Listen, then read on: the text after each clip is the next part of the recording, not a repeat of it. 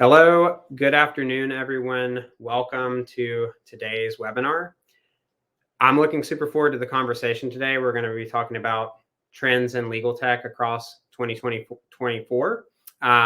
Super excited to have experts in the legal industry walk us through this today, give their perspective, share some thought leadership with you all. My name is Earl Lang. I'm going to be your moderator / event producer for today. Before we get started with today's conversation, there's just a few housekeeping items that I want to share with all of you. We always get asked the question, is this webinar going to be recorded? And the answer is yes, it will be recorded. We're going to share this recording with everybody approximately 24 to 48 hours after the conclusion of the webinar. It's also going to be available on our website as well within a week or so you can always access it there. We have opened the chat for questions, so please, throughout the event today, do ask questions.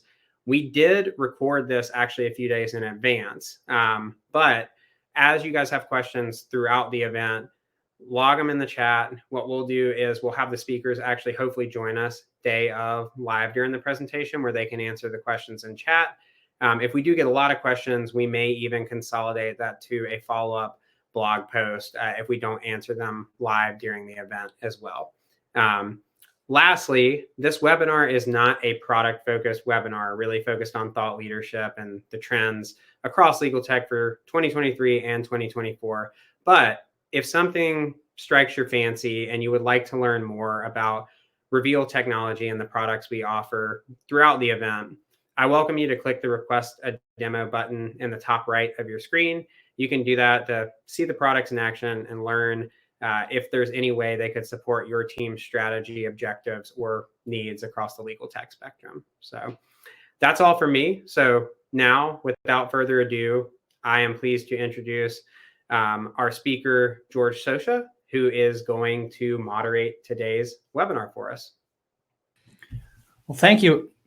Thank you, Earl. Thanks for laying out all the groundwork for people and the introduction. We are, so I am with Reveal, as the background might suggest. I head up brand awareness here. We have two great speakers joining us today for this event. Sam Sessler, who is with Norton Rose Fulbright, and Albert Lee, who is with Plaid. We'll have them join us, introduce themselves, and we will be into the thick of it. Well, Sam, Albert, thanks you so much for joining us today. Before we get into the substance of today's discussion, I'd like each of you to just briefly introduce yourselves to the audience so they know who they're hearing from. Sam, let's start with you.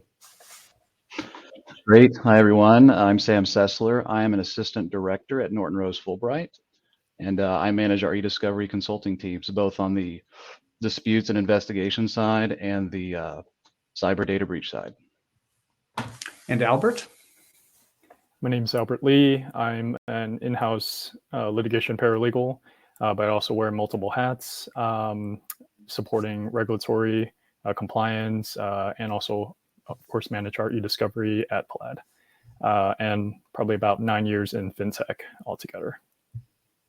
Well, thank you. Today we're looking to the future, which means we are necessarily looking at a murky crystal ball through cataract eyes, but we'll do the best we can to try to figure out what might be coming and tying it into what's been happening over the last year as well. We've got a number of topics. We'll see how far we get. I'd like to start, first of all, with a discussion about what you've seen in terms of consolidation in the industry. It's a perennial topic, and we're going to visit that first. Albert, why don't we start with you? Yeah, I think the from my experience and also just working in fintech, there's always a trend that is like an annual trend that comes with of course there was COVID, and that brought the work from home experience. As you can see, we have this beautiful blurred background now. And then there was the crypto phase. There was I think last year was the boom of electrification and EVs, and then this year, of course, is going to be AI, which I believe we'll also discuss here. But it's kind of just like I consider all of that is just as innovation, but also adapting to all of the changes and seeing how that's going to relate to our legal profession. Have you seen with all of that more consolidation, less consolidation, different types of consolidation in the industry over the last year? And what do you anticipate for the future? Yeah, I wouldn't really say consolidation. It's more of just like having a better understanding and just kind of keeping up with the pace of innovation and knowing what's out there. Again, with the different trends and just seeing like, okay, well, how would this work in our in or at least like speaking on myself here, how would this work and impact my workflow? How would I consolidate? How what is this going to be on the financial side with our macro economy as it is right now, especially for this year? The B word is budget. So budget. So consolidating budgets, seeing what I can utilize in terms of the trends and just making sure I'm adaptive to the trends here. I, I I forgot to mention that. So prior to my fintech career, I was in the Marine Corps. So this is probably that mindset of adapt and overcome, and never staying complacent, never staying just always progressing professionally and individually on in my life. So like it's no different than just seeing what's out there. Sam, how about you? I mean, I got a different take than I was expecting from Albert. Where are you coming from? Well, us being outside counsel, budget is also a consideration, a big factor of ours as well. Our goal is often to how can we do it fast, cheap, and well, right? And it's really hard to achieve that golden triangle. And what we've seen is the consolidation of providers, technology has in theory helped a lot of that, or starting to help solve those problems. However, with consolidating providers and service providers and technology, you also run into the integration problems. And I think there have been providers and software vendors that have done that well. Others that have, they're still working through that, but it's not an easy obstacle to overcome when you try to integrate the best of breed into a single platform or into multiple technology stacks. So we have offered a lot of expertise from our side in terms of how can we help with that process. I'm sure it's a challenge for others because they have a lot of voices and a lot of opinions and other experts contributing to that process. But it's not an easy task, and I think as technology and innovation centers continue to consolidate, they will continue to face the challenge with integration. We've seen that for years, and I don't think that's a new problem. No, definitely not a new problem. I know we face that. I've seen that every time that's happened, both on the service side and on the software side. The topic of the year last year, and I'm sure this coming year, in terms of buzz out there, has to be AI. So what are your takes on where we've been and where you think we will be for the next year? And this time, Sam, I'll start with you and switch over to Albert after that. Sure. Yeah, there has been a lot of buzz, and for good reason. I mean, it's still very new. Gen AI is still very new. There's still a lot to catch up on. I think it's really important for clients and other providers and innovation centers to really make it a focus. Dedicate a working group, dedicate a steering committee to stay on top of it, because it's going to be, whether we like it or not, it's going to radically change how we do things, whether it be from a automation standpoint or just a complete workflow change. We're already starting to see glimpses of that. Microsoft has released some some co-pilot working groups, some beta testers Um, we are a part of that. There are others that are a part of that, and there's just a lot of promise when it comes to just the AI driven in the workplace with your corporate applications, as well as your cloud applications, and not just the eDiscovery space, right? But just how do we do our daily jobs? It's going to completely radicalize it. So there's a lot to focus in on there, right? There's a lot of privacy considerations. There's a lot of workflow considerations, security as well. So it's here to stay, and I don't think it's not necessarily something to be afraid of. I think it could be used for good versus evil, but it's important that we all appreciate that it is radical, and we need to understand it. Hazard a guess for me, if you will. What 1, 2, or 3 big changes we'll see in the next year as a result of adoption of generative AI in the legal space? I can take that one. I think I've already seen just a ton of not only kind of like on the external level where almost anywhere across the any kind of company they've added on some sort of the acronym of AI or like .ai behind their name, and on the back end this is really just seeing how it's being utilized. Since the focus is a little bit also on eDiscovery here, I've seen it where there's new products now where one, it may have already existed, but now we can brand it as AI. But realistically, this has been around for a while, and it's just it was machine learning. It was TAR. It was some sort of assisted review or the system processing to make the review easier, the calling easier, the doc review, the upload easier, to differentiate between what is responsive, what is non-responsive, and whatnot. But I would say in terms of Gen AI driven products, especially for the new year coming up, we're going to see it's kind of like the innovation in terms of who, it's kind of like first to market, as well as who's going to be the leader. Using, I know Sam mentioned about Copilot earlier, and this was I believe it was yesterday, where Google announced Gemini as their new AI, kind of like their product or enterprise product. So it's from a paralegal and legal ops professional.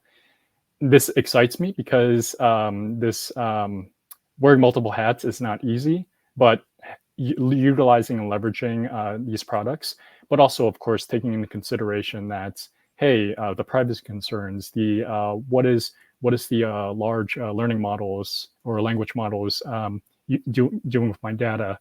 Can I delete the data? Can I search the data? This is the eDiscovery hat being put on here as well. So I'm excited about what's to come, and really, like, the best thing to do is just understanding and also keeping up to a trend with what's popping up. Yeah, and George, Albert, some of the things that we've seen recently, it spans across needs, right? So it's not going to be rolled out just in our everyday lives and how we work.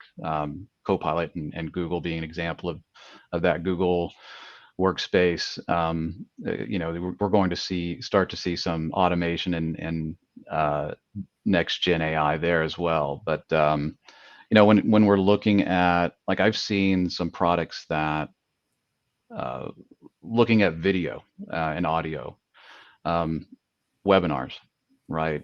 A lot of that data is difficult to index, and it's difficult to make information governance decisions on that data, right? And so we've seen some AI recently that, I mean, it'll detect faces, and it will categorize and classify people It'll classify the sentiment, the tone. All of that becomes discoverable potentially, right? It also allows businesses to operate in a more sophisticated way, right? And allows us to deal with that data strategically versus trying to make, legal decisions in a box. And so we're also seeing, and I'm hoping that this will be a trend for 2024. But instead of using traditional technology to identify sensitive data, either behind a corporate firewall or corporate cloud, or after you export the data, but we are hoping and starting to see a more of a true AI identification of sensitive data. So not just a regular expression that's ran to find social security numbers, right? It's oh, now I see in your data set names, addresses, socials, driver's license numbers, all in the same area, and I'm going to connect all of these elements together to identify risk, right? So we're starting to see that a bit, and I'm excited to see how that will come into play next year. I'm hoping that it will become a more mature process. You both now have mentioned privacy. Let's turn to privacy. The headaches we've been facing, maybe some innovation that will help address those headaches better. Either one of you care to go first? I think I'll kick us off. Sorry, go ahead, Sam. No worries. Yeah, just to piggyback on what I was explaining with the sensitive data, I mean, we are starting to see a lot of that technology, like I mentioned earlier, live behind a corporate cloud or a corporate firewall on-prem. And I think it's important for practitioners to appreciate that and not brute force the privacy tasks and workflows that we have traditionally been using, and the traditional tools that we've been using. There's truly some really great things out there that will identify cyber threats, security breaches, data breaches, as well as sensitive data, and it will even classify and tag data based on specific requirements and locations of data, et cetera. So it's we've seen those offerings in the marketplace, and we've seen a lot of clients start to adopt those, but there are others that have no idea they exist. And so it's important, again, to go back to staying ahead of the curve, to understand what exists and what's the best tool for the need. I couldn't agree more. I've the only thing to add on what you've already mentioned is really just talking about just the understanding of AI. To me, it's, at the end of the day, it's a tool. It's not the end all be all. It should not be legal advice. Just like if I were to go online and someone's claiming you should buy this stock or something, that should not be constituted as financial advice. And I think like just having you do not need to have a SAM, or you do not need to have like a AI ML engineer or have that knowledge to understand that AI is still a work in progress. It's not a guarantee. It's a tool, but it should not be the source of truth. And also, of course, conserving biases. Is the input that I'm putting in, am I getting out an output that is going to be unbiased? So all of this to say, at least like on the in-house side here, is just across the company, does the employees have an understanding of how we can use and leverage AI safely and effectively? And from there, it's really like, okay, now that we have this foundation from, let's say, a layperson's perspective, before, let's say, getting legal involved, and it's like legal and engineering is never that great mix-up, but it should marry together, because that's really how innovation is going to happen. Sam, you mentioned a little earlier movement to the cloud. And this has been something that's been happening for a long time, perhaps accelerating now. What are you seeing, and what do you expect to see with respect to the cloud in the coming year? Yeah, good question.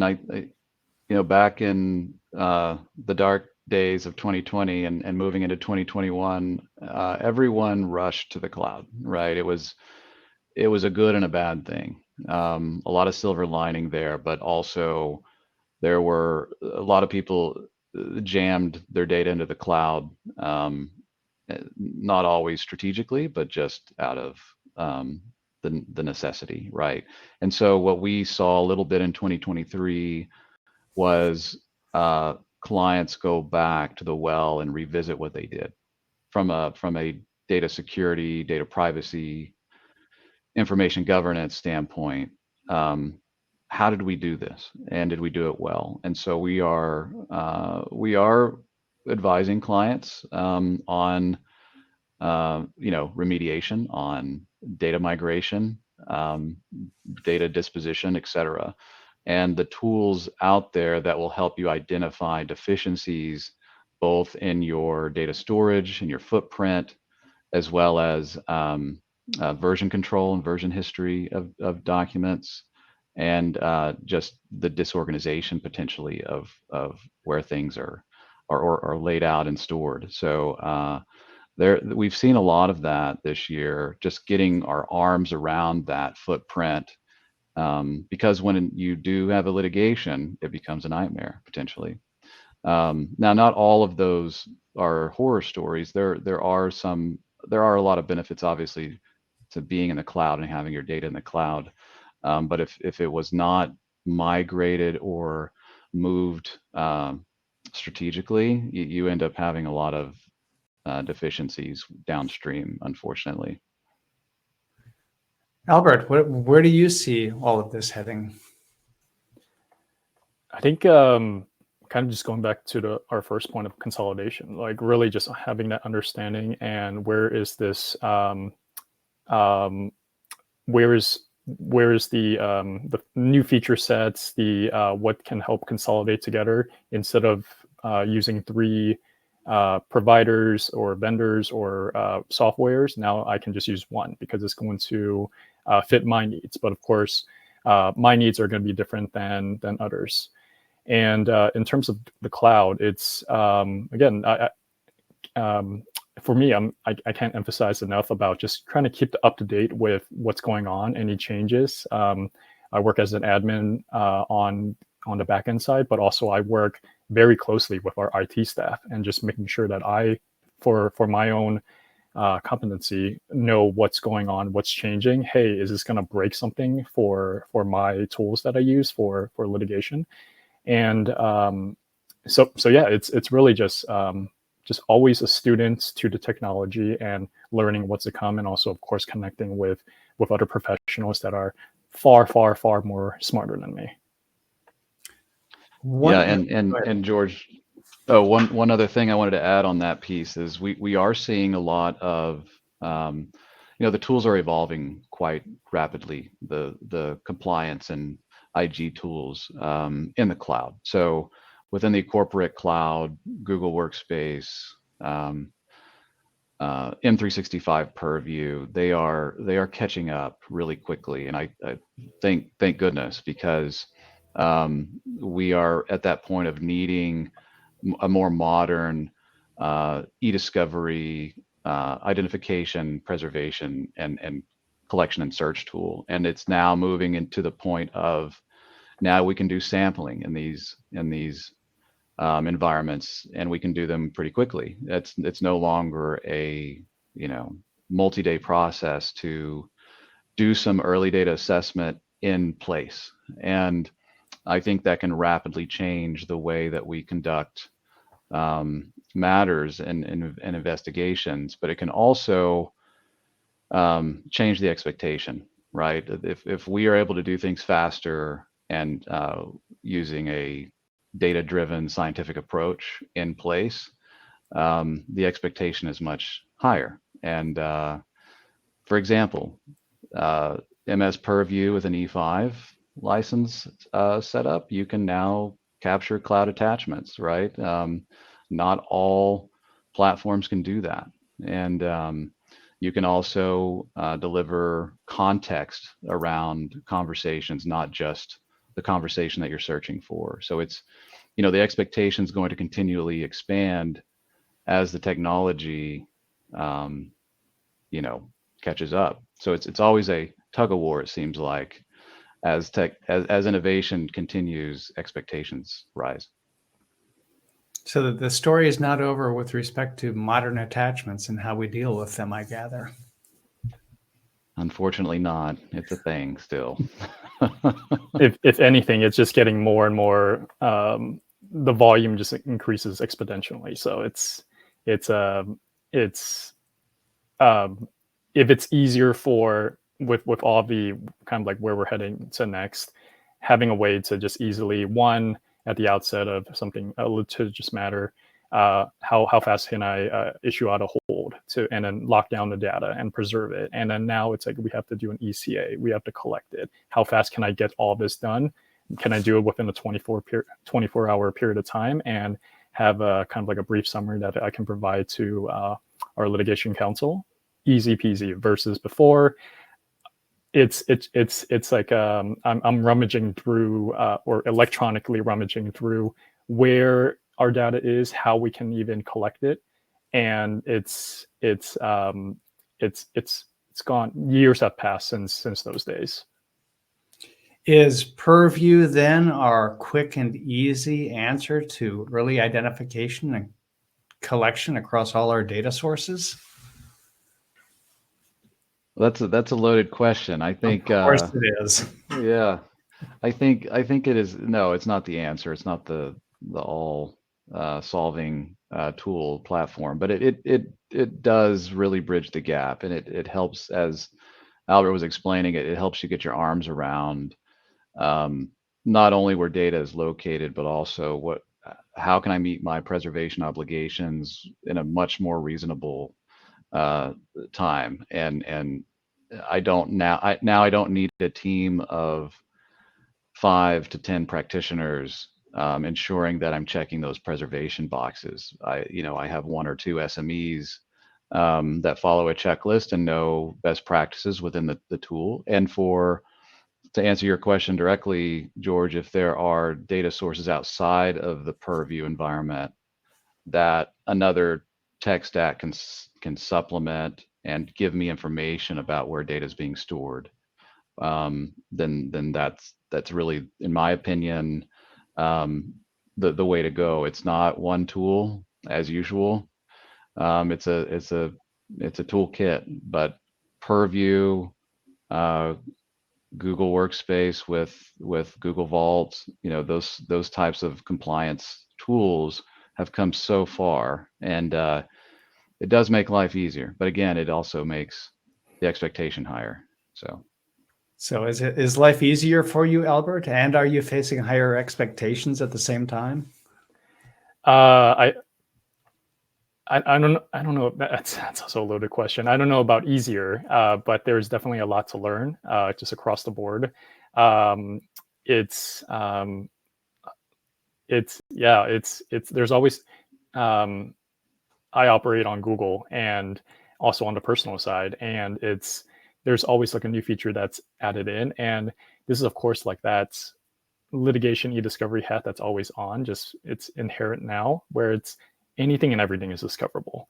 And how do I see this change the dynamic, if any, or if it's going to be a material impact on what I need to know? Kind of just like with the before it was hard documents to now everything's electronic and email, and then we're in an era of instant messaging and Slack and the Internet of Things, of anything. Well, with that, with short messaging, with mobile device data, with modern attachments or whatever we call them, what do you foresee us potentially being able to do, or what do you hope we'll be able to do that we cannot do now? Sam, let's turn to you. Sure. Yeah. The corporate chat is one thing, and now we have, as we've had for many years now, chat on mobile devices, right? And I think we've come a long way in terms of understanding that individuals conduct business in this manner, right? That was a hurdle that a lot of us either didn't want to overcome, or we just didn't expect it. And so um, a lot of our matters deal with this, and it's for good reason. It's how we communicate. And again, another 2020 2021 necessity is to communicate quickly, efficiently over chat, and it's identifying potentially relevant material in corporate messaging as well as mobile device messaging. It's still a challenge. These tools will do a decent job. These compliance tools like Purview, like Google Vault, it'll do a decent job of allowing you to identify and collect and search. But then you are dealing with the formatting of the documents and the review and downstream production, and then your opponent is now needing to be able to have the same viewing experience that you had, right? And so it's still a challenge in my mind of not only being able to present the information downstream, but also produce the information in a way that's not necessarily compelling from an exhibit standpoint, but just readable and understandable, so that your opponent has the benefit of being able to see what you saw. And I think we've come a long way. There's a lot of good tech out there. Reveal is doing a good job. There are other products out there as well in terms of displaying and producing this information. But I still think there's a gap in terms of a production format and a short messaging format that's universal. And I don't know if, again, we've come a long way. I don't know if we'll get all the way there next year, but that would be great if we could. And mobile device data is a whole nother can of worms, right? That's a different format. Those are different considerations altogether. In my opinion, the mobile device data, if you're not archiving it in a centralized way, which is possible, though very expensive, it's challenging to use just one or two tools. I think the forensics teams out there in the industry will hopefully agree with me, but it's not a one tool fits all, and you've got you also have backup data that when you process it looks different. It doesn't always deduplicate. It doesn't always present the same way that the mobile device data did. So there's still a lot of hurdles and hoops, but I think we're on the right path in terms of applying the right tech, both at the point of identification and collection, but also just the expectations and the standards when it comes to presenting the information and producing it. Yes, Albert, with these various data types and what we could be doing with them, where do you see us heading? Yeah, I think we can have a webinar on this topic entirely, just with everything that Sam mentioned.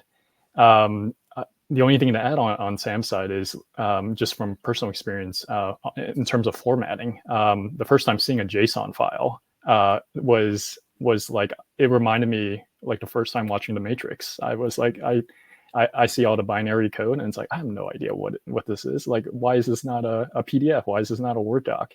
And having a way to translate that and converting that into something that's readable and producible, like it's that is what like the kind of like the thankless job of in our profession is there's all this that happens in the back end, just so that we can deliver that final piece, that summary, that production, and it's beautiful, it's based, it's what is going to be sent over, and it's kind of like this expectation, but having the back end understanding is so important. The only thing that was talking back on kind of like messaging and mobile and everything like that that wasn't mentioned is this era that we're in with emojis. Emojis is absolutely huge. I would say I probably use emojis or some form of emojis as my response back to something 50% of the time. Maybe someone texts me on my phone, or I'm using Slack and I'm giving a thumbs up because that's, that can be seen as me acknowledging that message. And it's kind of like in the discovery realm or eDiscovery realm. There's the very recent case of this year, which was I believe it was Bed Bath & Beyond, where it was the CEO. They tweeted something, or now it's on X, but tweeted something where it was like a moon emoji, and just through the whole case, it was deemed that was material, and that was responsive to essentially pump and dump the stock, because now Bed Bath & Beyond, they're bankrupt, they're no longer listed, and it just shows that emails is not the only form of communication, and text is not the only form of communication. We now have to take into account of emojis, because I can again using the thumbs up emoji. Like, that is me having like a pretty good understanding with the receiver, saying that, hey, I acknowledge this, even though I'm not typing anything back to you. Hieroglyphics are back. And we have to interpret them. That's And right. then add the challenge that the emoji I use today might not show up in the system looking like that a year from now. I think there's already a debate against like the iOS versus the Android versus the web-based emojis, and the image is not a one-to-one, and again, a conversation on its own end.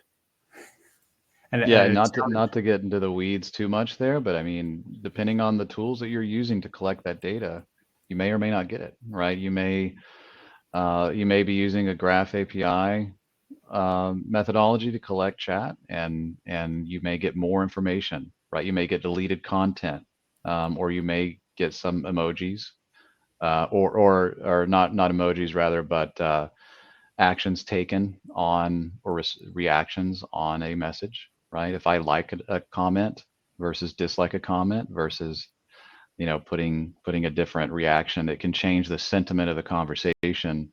And if you aren't using the right tool, you may not get that info.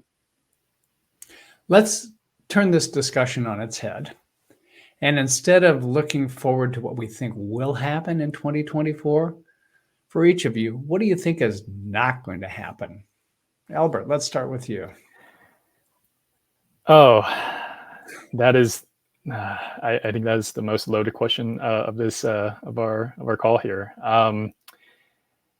I would say if I take it back to AI, there's a lot of optimism about AI, but kind of like there has to be an equal amount of pessimism, where AI can do a lot of things, but at the same time, it's a tool, and having that understanding, I think like it's rapidly developing, and how that's going to apply into, let's say, our eDiscovery tools and solutions.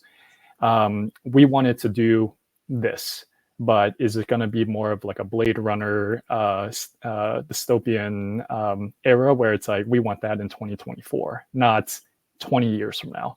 So I think it's going to be a slow but a steady kind of like new features and innovation that's going to happen, and with that, like I can't see myself going back to kind of like this is only maybe a few years ago, but now it's considered legacy. This is the legacy process, but now I had to develop these new kind of like AI specific, or at least have that in mind, SOPs that I have to build in my workflow.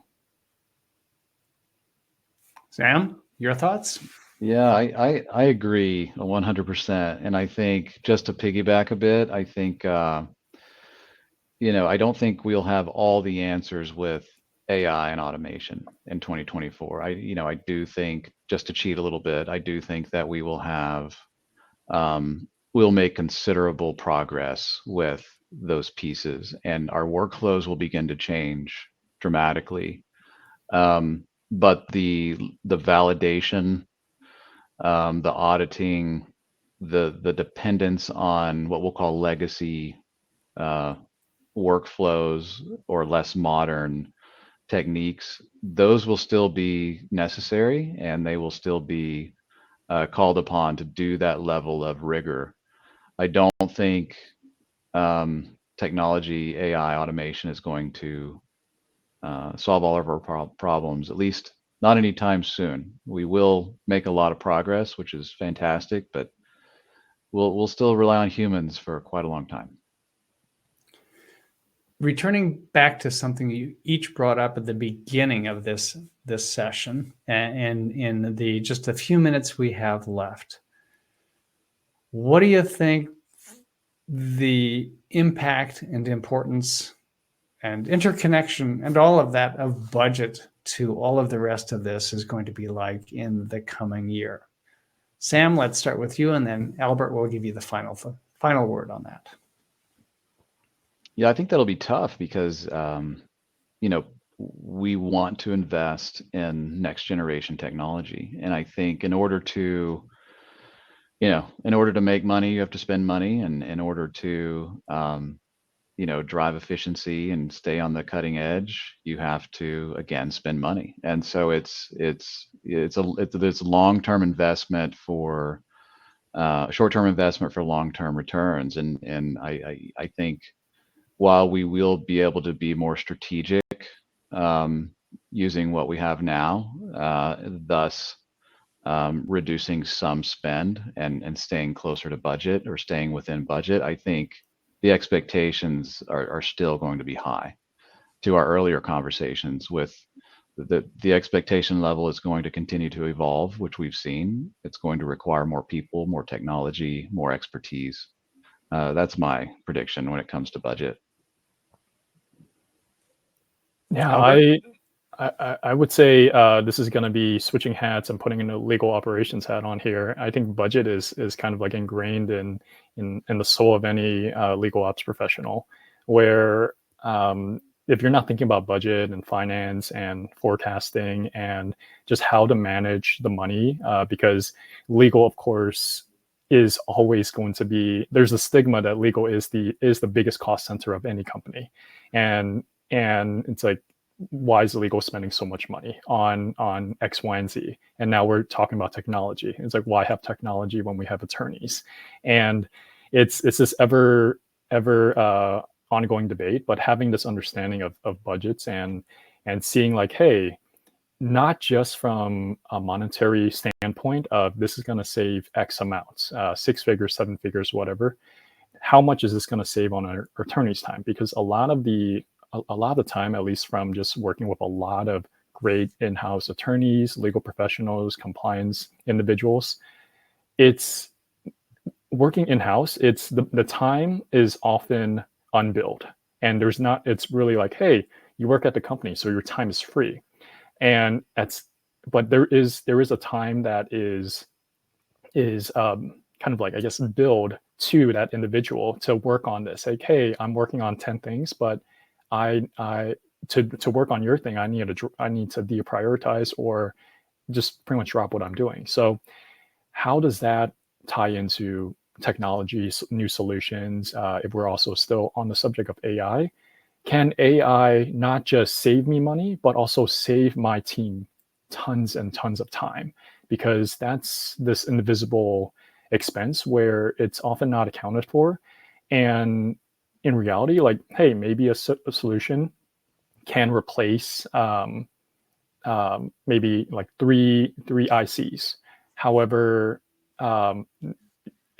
but you would still need, let's say, an admin that understands this AI tool where they have to now manage it. We have to get someone to manage that. Like the example that comes to mind is like Salesforce. Salesforce admins are everywhere across the industry, and that is their one sole job, because just trying to manage the like a Salesforce CRM, it is more than just one person's full-time job. So all that to I say, struck a chord here with that question. Sam, Albert, thank you so much for joining us today. And for those of you who are in the audience, thanks for joining us as well. As a final reminder, if there's anything we've said that's struck a chord, you'd like to follow up in any way, there is a button, Request Reveal Demo. You can click on that. We can get back to you. Sam, Albert, thanks so much. Thank you. thank you.